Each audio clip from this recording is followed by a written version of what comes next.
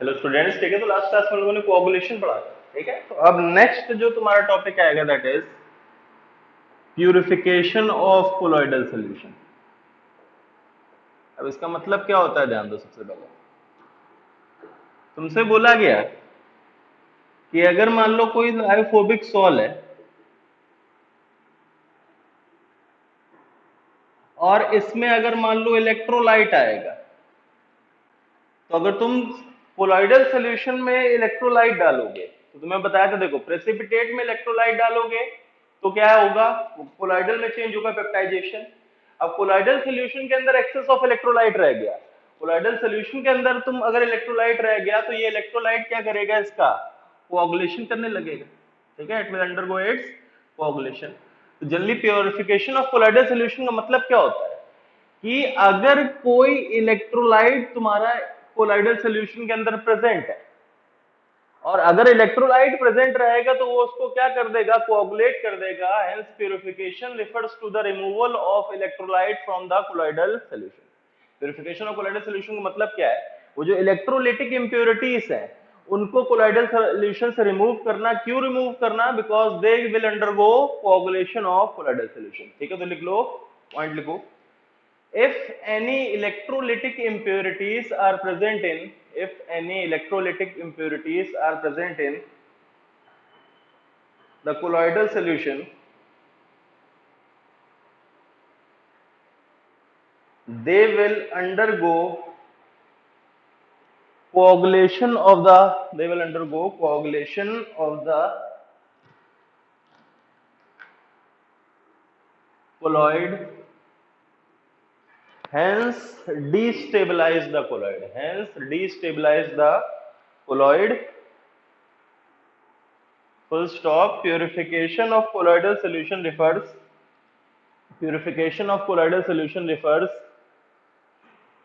to the removal of such electrolytic impurities. Purification of colloidal solution refers to the removal of such electrolytic impurities. तो अब इसमें सबसे जो first term आता है दैट इज डायलिसिस। जो फर्स्ट प्रोसेस आएगा डायलिसिस। अब देखो उसमें हम लोग करते क्या है, ये मान लो तुम्हारा एक हुआ, यहाँ बीच में मैंने क्या ले रखा है, कोलॉइडल सॉल्यूशन, ठीक है। बीच में तुम्हारा क्या है, कोलॉइडल सॉल्यूशन, और प्लस इसमें मान लो इलेक्ट्रोलिटिक इंप्योरिटीज। प्लस इसमें क्या है, इलेक्ट्रोलिटिक इंप्योरिटीज। हमारा एम क्या है, इन इलेक्ट्रोलिटिक इंप्योरिटीज को रिमूव करना। ये एक तुम्हारी मेम्ब्रेन है। Membrane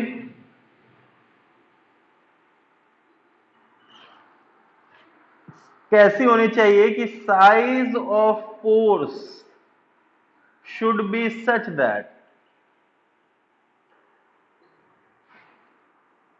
true solution particles can pass through it। जो ट्रू सॉल्यूशन के पार्टिकल्स हैं वो उससे पास कर जाएं, but colloidal solution can not pass. Clear. जो तुम्हारी मेम्ब्रेन के पार्टिकल्स वो ऐसे होने चाहिए कि उसमें ट्रू सॉल्यूशन के पार्टिकल्स तो पास कर जाएं लेकिन कोलॉइडल सॉल्यूशन पास ना कर पाए। और फिर मैंने इधर से क्या कर रखा है, एक regular supply of water, regular supply of water यहाँ इन एंड आउट। देखो यहाँ भी वाटर है, ये वाटर, और यहाँ मैंने मान लिया यहाँ भी डिस्पर्शन मीडियम तुम्हारा क्या है, वाटर। डिस्पर्शन मीडियम क्या मान रखा है, वाटर, ठीक है।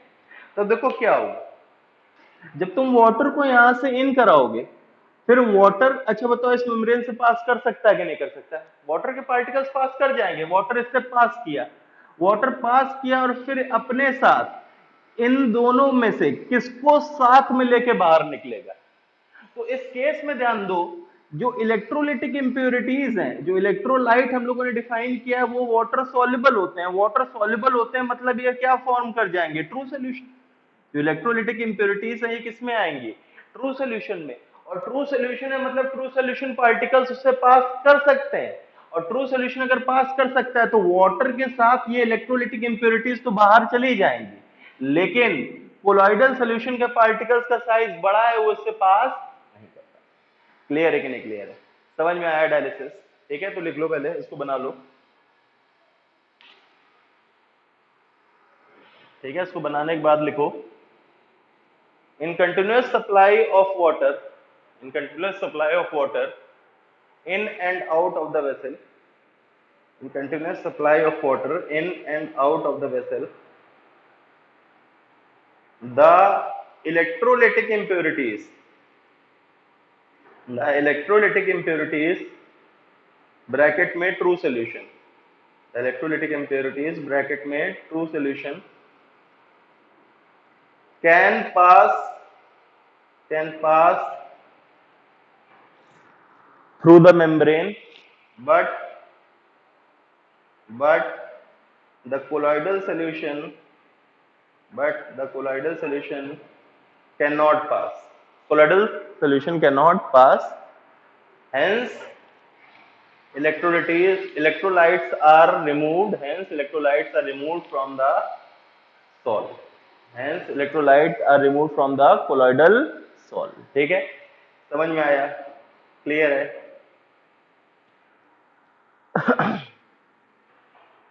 अब ठीक है, अब ध्यान दो, इसका एक बहुत ही तुम्हारा इंपॉर्टेंट यूज आता है, डायलिसिस। नहीं, कई बार तुमने सुना डायलिसिस करा लो।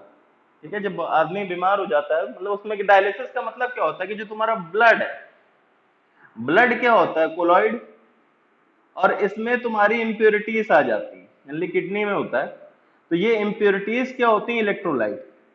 तो डायलिसिस कराने का मतलब क्या होता है कि जो ब्लड से इंप्योरिटीज रिमूव करने के प्रोसेस को हम लोग क्या करते हैं, डायलिसिस। ठीक है, तो एक पॉइंट लिख लो, बहुत ही इंपॉर्टेंट एप्लीकेशन है। Dialysis is generally used in dialysis is generally used in purification of blood, purification of blood. In such cases, electrolytic impurities dissolved in blood, electrolytic impurities dissolved in blood, bracket में लिख लेना, blood में colloid, blood क्या है, colloid, are remove, are remove. ठीक है, समझ में आया? क्लियर है कि नहीं क्लियर है? ठीक है, नेक्स्ट।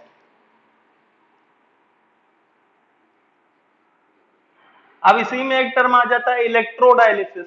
देखो, प्यूरिफिकेशन ऑफ कोलॉइडल सॉल्यूशन में सिर्फ और सिर्फ ये इंपॉर्टेंट था डायलिसिस, इसी पे क्वेश्चन आता है। लेकिन एक दो मैं लिखूं, इलेक्ट्रोडायलिसिस का मतलब क्या है, इलेक्ट्रोडायलिसिस, इलेक्ट्रोडायलिसिस में सेम सेटअप रहेगा, बस तुमने क्या कर दिया, इसको एक इलेक्ट्रोड बैटरी से कनेक्ट कर दिया, बैटरी से कनेक्ट करने के चक्कर में होगा ये प्रोसेस क्या हो जाएगा, फास्टर हो जाएगा। ठीक है, ठीक है, तो लिख लेना, when dialysis is carried out in presence of an electric field, when dialysis is carried out in presence of an electric current, then it is known as electrodialysis, then it is known as electrodialysis. बाकी ज्यादा important नहीं। और एक next आता है ultra filtration. Ultra filtration में हम लोग क्या करते हैं कि ये तुम्हारा मान लो कोलॉइडल सॉल प्लस इलेक्ट्रोलाइट है, इसको मैंने किससे पास कराया, एक ये मान लो फिल्टर पेपर है, इसके सरफेस पे एक फिल्टर पेपर लगा हुआ है यहाँ पे, ये फिल्टर पेपर का साइज फिर से वही, फिल्टर पेपर के पोर्स का साइज, पोर साइज फिर से वही कि true solution can pass but colloidal solution can not, but colloidal solution can not. ठीक है, आया समझ में? तो जब इस सॉल्यूशन को तुम इससे पोर करोगे, तो इससे पोर करोगे जो तुम्हारा नीचे आ जाएगा फिल्ट्रेट में, फिल्ट्रेट में तुम्हारी क्या आ जाएंगी, फिल्ट्रेट में तुम्हारा क्या आ जाएगी, इंप्योरिटीज ऑफ इलेक्ट्रोलाइट, क्योंकि इलेक्ट्रोलाइट तो इससे पास कर जाएगा, और तुम्हारा रेसिड्यू में क्या रह जाएगा, कोलॉइडल सॉल्ट, रेसिड्यू में क्या रह जाएगा, कोलॉइडल सॉल्ट। तो लिख लो अल्ट्राफिल्ट्रेशन में, in this process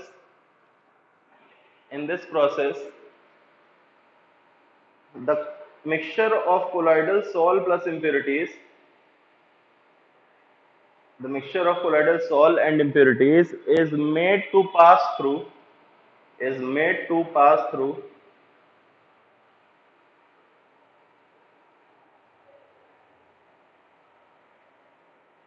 a filter paper whose pore size is such that normal filter paper नहीं होगा, क्योंकि तुमने बताया था नॉर्मल फिल्टर पेपर से कोलाइडल सॉल्यूशन भी पास कर जाता है, इसलिए एक सर्टेन फिल्टर पेपर आता है जिससे तुम्हारा कोलाइडल सॉल्व पास ना कर पाए, ठीक है। Made to pass through filter paper whose pore size is such that electrolytes can pass through, electrolytes bracket में ट्रू सॉल्यूशन, इलेक्ट्रोलाइट्स ब्रैकेट में true solution can pass through, but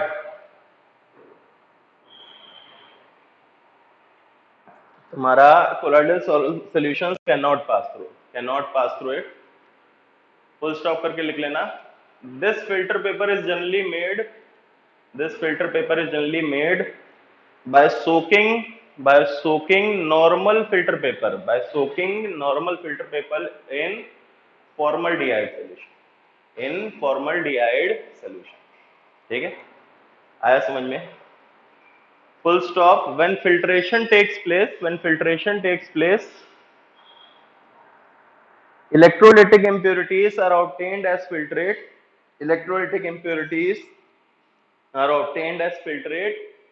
while colloidal solution are obtained as residue,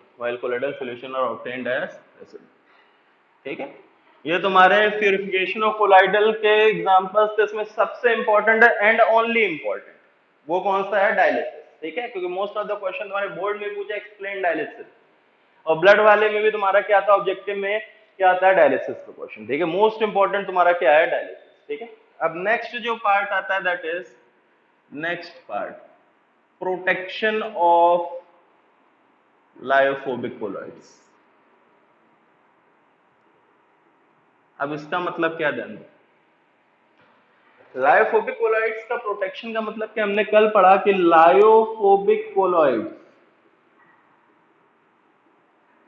are unstable in presence of electrolytes. क्यों unstable in presence of electrolytes? Because electrolytes coagulate the lyophobic sols. Electrolytes क्या करते हैं? Lyophobic souls को क्या कर देते हैं? कोआगुलेट कर देते हैं, ठीक है, आया समझ में। और एक चीज बोली, lyophilic sols are generally stable. देखो बहुत ज्यादा इलेक्ट्रोलाइट आ जाएगा तो वो भी अनस्टेबल हो जाएगा। Lyophilic salt in presence of electrolytes में generally less amount of electrolytes में स्टेबल रहते हैं, ठीक है, आया समझ में, क्लियर है। उनका भी कोऑगुलेशन होता है लेकिन बहुत ज्यादा कंसेंट्रेशन ऑफ इलेक्ट्रोलाइट्स पे, ठीक है, तो दे आर जनरली स्टेबल, ठीक है, and generally do not coagulate in presence of electrolytes, ठीक है। इसमें ये पॉइंट ध्यान रख लेना, in high concentration of electrolytes they में कोऑगुलेट, ठीक है, ये ध्यान रखना। लेकिन मॉडरेट और लेस कंसेंट्रेशन में ये कोऑगुलेट नहीं करते हैं, ठीक है, ये पॉइंट ध्यान रखना। इसमें कंफ्यूज ना हो जाना कि कल बताया था कोऑगुलेट हो रहा है आज नहीं हो रहा है, वो हो रहा था लेकिन in case of high concentration of electrolytes, ठीक है। तो generally protection of lyophobic colloids का मतलब क्या होता है? इसको लिख लो, फिर मैं बताता हूं, ठीक है, तो इसको लिख लेना फिर इसका देखो। प्रोटेक्शन ऑफ लायोफोबिक कोलॉइड्स का मतलब क्या होता है कि लायोफोबिक कोलॉइड्स को कोआगुलेट होने से बचाना। इलेक्ट्रोलाइट्स की प्रेजेंस में अगर एब्सेंस है इलेक्ट्रोलाइट्स की तो कोआगुलेट ही नहीं होगा। इलेक्ट्रोलाइट्स की प्रेजेंस में कोआगुलेट होने से बचाना, this process is known as what? Protection, ठीक है। तो लिख लो, protection of lyophobic colloids refers to the protection of lyophobic colloids refers to the process of saving the lyophobic colloids from coagulation,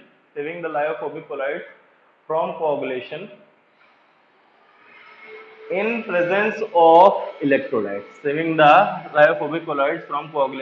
presence of electrolytes, ठीक है। तो अब इसमें जल्दी होता क्या है, ये देखो, जैसे मान लो ये तुम्हारा एक लायोफोबिक सॉल, ये तुम्हारा एक लायोफोबिक सॉल है। लायोफोबिक सॉल है मतलब लेट मान लो मैंने नेगेटिवली चार्ज ले लिया, तो ये तुम्हारे डीपी पार्टिकल्स हैं, इसमें तुम्हारे ये नेगेटिव चार्ज की लेयर है, ठीक है। अब प्रोटेक्शन ऑफ लायोफोबिक कोलाइड्स करने के लिए हम लोग इसमें साथ में क्या मिला देते हैं, lyophilic collides.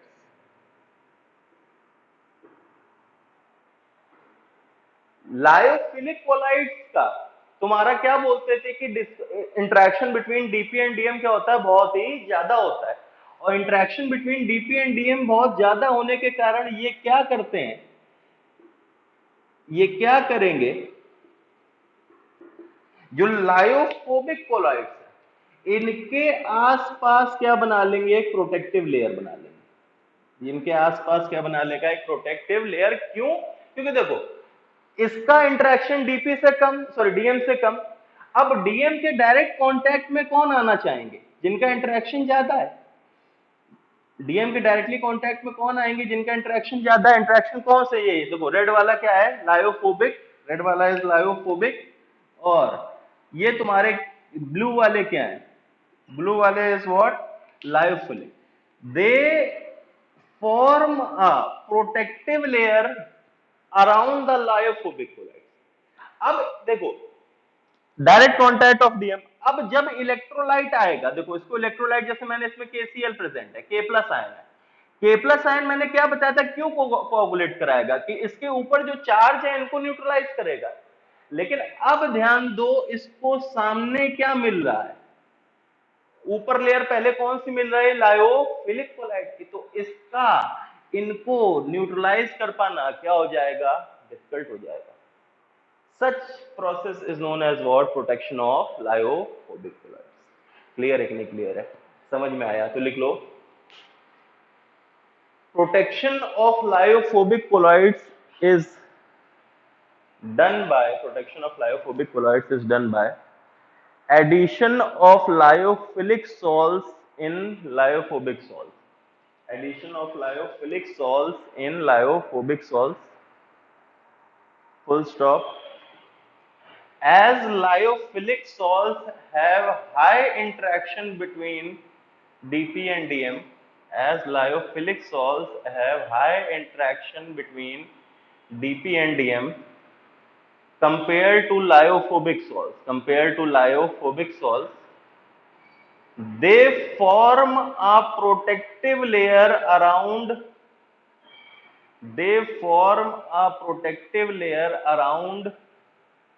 the lyophobic salt. They form a protective layer around the lyophobic salt. Full stop. Hence the incoming electrolyte is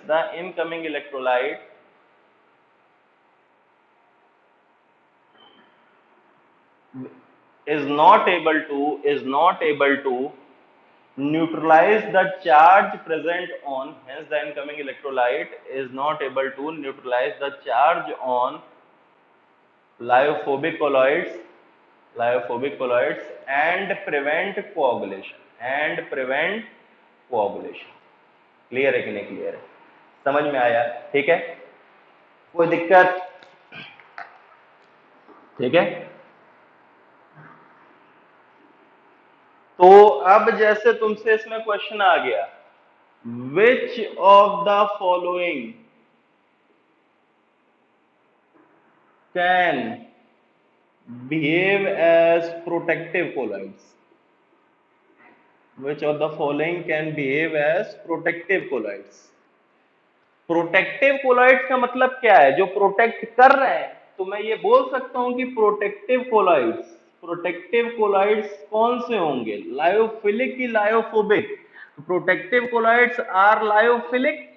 कि प्रोटेक्ट कौन कर रहा था, लायोफिलिक। लायोफोबिक को प्रोटेक्ट किया जा रहा है, कर कौन रहा है, लायोफिलिक। तो अगर मैं ऑप्शन दूं AS2S3, गोल्ड, जेलेटिन, स्टार्च, बताओ मोर देन वन करेक्ट है। ई तुम्हारा मान लो बोल दिया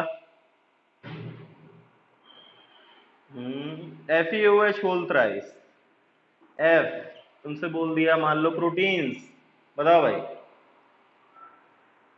तो इसमें कौन कौन से होंगे? ये लायोफोबिक, ये लायोफोबिक, ये फिलिक, ये फिलिक, ये फोबिक, ये फिलिक। क्लियर है? समझ में आया? तो ऐसा क्वेश्चन आया तुम्हें इनडायरेक्टली क्या देखना है, कौन सा? Lyophilic colloid. क्लियर है कि नहीं क्लियर है? ठीक है। जो तुम्हारा टर्म आता है दैट इज गोल्ड नंबर। ठीक है, तो सबसे पहले गोल्ड नंबर की डेफिनेशन लिखो। गोल्ड नंबर की डेफिनेशन है, it is defined as the minimum amount of protective colloid. It is defined as the minimum amount of protective colloid in milligrams which when added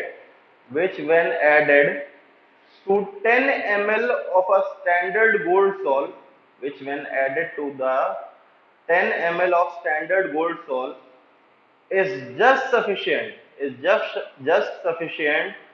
to prevent the color change from red to blue, on addition of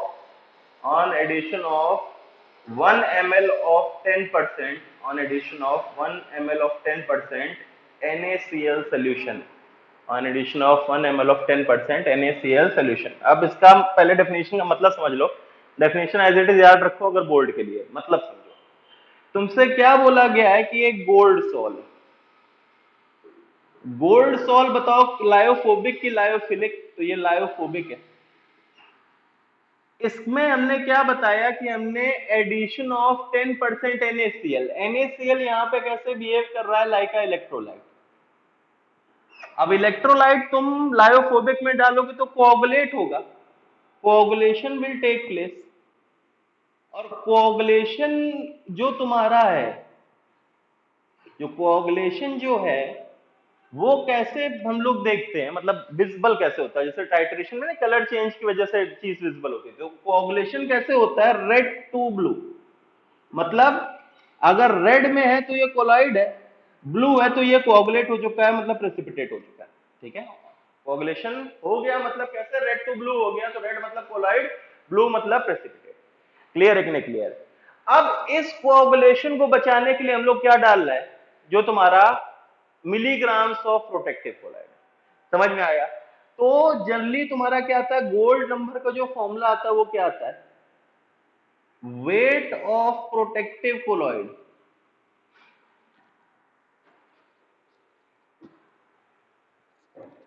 gold number क्या आएगा? Gold number is equals to weight of protective colloid in milligrams upon volume of colloidal solution या volume of gold sol in ml into 10। Clear है कि नहीं clear? समझ में आया? ये फॉर्मूला तुम्हें एज इट इज ध्यान रखना है। मैंने फॉर्म डेफिनेशन समझा दी, समझे? डेफिनेशन क्या आती है कि गोल्ड सॉल्ट जो लायोफोबिक है उस वो कोअगुलेट होगा। कोअगुलेट कैसे करा रहे हैं? 1 ml ऑफ 10% NaCl डाल के, जो इलेक्ट्रोलाइट है। अब कोअगुलेशन हो गया, ऐसे पता चलेगा रेड टू ब्लू कन्वर्ट हो गया। प्रिवेंट कैसे करा रहे हैं? बाय एडिशन ऑफ तुम्हारा 1 ml, by addition of milligrams of protective colloid. Clear है कि नहीं क्लियर है? आया समझ में? ठीक है, तो अब जैसे क्वेश्चन लिखो, एक क्वेश्चन लिखो।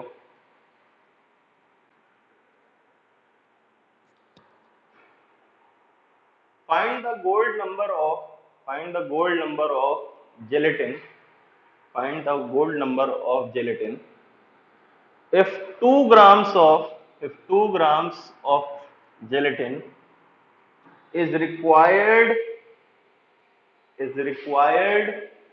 to prevent the coagulation of is required to prevent the coagulation of 50 ml of required to prevent the coagulation of 50 ml of gold sol on addition of 1 ml of 10% NaCl, on addition of 1 ml of 10% NaCl। ठीक है, simple formula putting. बस फॉर्मूले में ध्यान रखना ये यहाँ milligram ml। इससे पहले हम लोगों ने कोअगुलेशन वैल्यू देखा था, वहां तुम्हारा मिली मोल्स और लीटर में था। ये चीजें बस ध्यान रखना, बाकी एकदम से एक्चुअली गोल्ड नंबर क्या है, तुम्हारा मास इन मिलीग्राम्स मतलब 2000 मिलीग्राम, 2 ग्राम है तो 2000 milligram upon 50 volume of gold salt in ML into ये कितना आ जाएगा 5/400। गोल्ड नंबर क्या आ जाएगा 400। एक तो डायरेक्टली फॉर्मूला बेस्ड, फॉर्मूले में डायरेक्ट आ जाएगा। दूसरी चीज ध्यान दो, गोल्ड नंबर को अगर मैं प्रोटेक्टिव पावर से कंपेयर करूं तो ये बताओ, लेट मान लो गोल्ड नंबर एक बार 10 एक बार 20, तो मैं लिख सकता हूं 10 milligram of protective colloid is required to prevent coagulation of 10 ml of gold sol, ठीक है। और 20 है मतलब 20 milligram of is required to prevent कोagulation of 10 ml of gold sol. Clear है कि नहीं क्लियर है? ये 10 यहाँ क्यों आ रहा है, क्योंकि हमने इसके किसके बेसिस पे डिफाइन किया है 10 ml की। ये 10 यहाँ क्यों आ रहा है कि हमने 10 ml ऑफ गोल्ड सॉल के रिस्पेक्ट में डिफाइन किया है, ठीक है। आया समझ में? फॉर्मूले में 10 भी समझ लेना, ठीक है। तो बताओ किसमें ज्यादा मास रिक्वायर्ड हो रहा है, नीचे वाले में। और ज्यादा मास ऑफ प्रोटेक्टिव कोलॉइड अगर रिक्वायर्ड हो रहा है तो मैं बोल सकता हूं उसकी प्रोटेक्टिंग पावर कम है। तो बोला जा सकता है gold number is inversely proportional to, जितना गोल्ड नंबर लायोफिलिक कोलॉइड का, गोल्ड नंबर किसका है लायोफिलिक कोलॉइड का, जितना गोल्ड नंबर लायोफिलिक कोलॉइड का ज्यादा होगा उतना उसकी प्रोटेक्टिंग पावर क्या होगी, ठीक है। तो लिख लेना। अब इस पे जैसे क्वेश्चन आएगा 3 लायोफिलिक कोलॉइड, 3 लायोफिलिक कोलॉइड्स है ए बी सी 100 200 500, इनकी प्रोटेक्टिंग पावर बताओ भाई। तो फिर से भाई प्रोटेक्टिव पावर, गोल्ड नंबर जितना ज्यादा प्रोटेक्टिव पावर उतनी कम, तो सबसे ज्यादा ए फिर बी फिर, क्लियर है, लिख लो।